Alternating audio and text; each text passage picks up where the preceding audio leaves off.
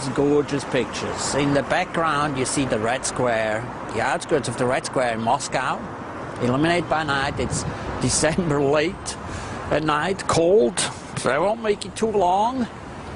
But I had the privilege to spend 2 days here with the Russia country leadership team of a global organization. 2 very, very intense days. Enjoyed it very much. And here are some of the learnings. Number one, I had the good fortune to kick this workshop up with the CEO. The CEO was very candid, very direct.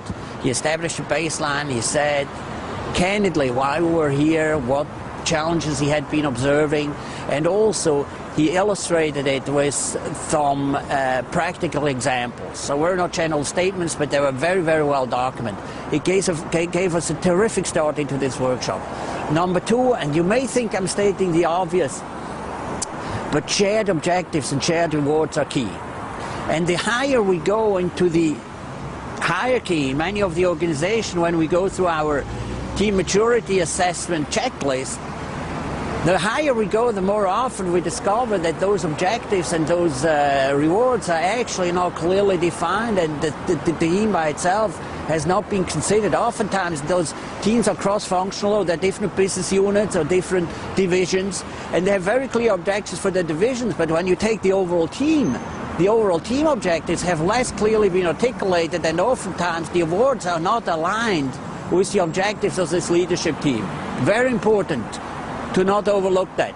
Number three is stereotypes are very dangerous.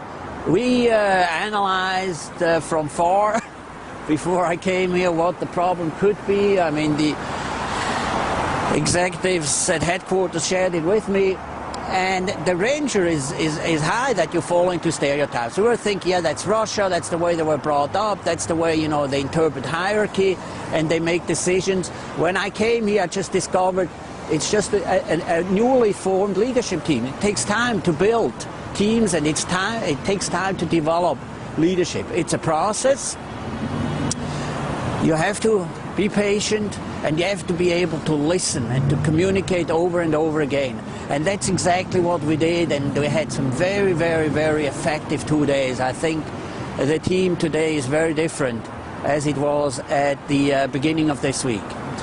Last but not least, you know, communication, related to what I said, related also to a lot of what we write in our book, Perfect Phrases for Communicating Change. More information on the website related to that. If you need something, be clear. What do you need? Why do you need it? When do you need it? And why do you need you? Why do we need you in Russia? Why is what you're doing so key for the success of our organization?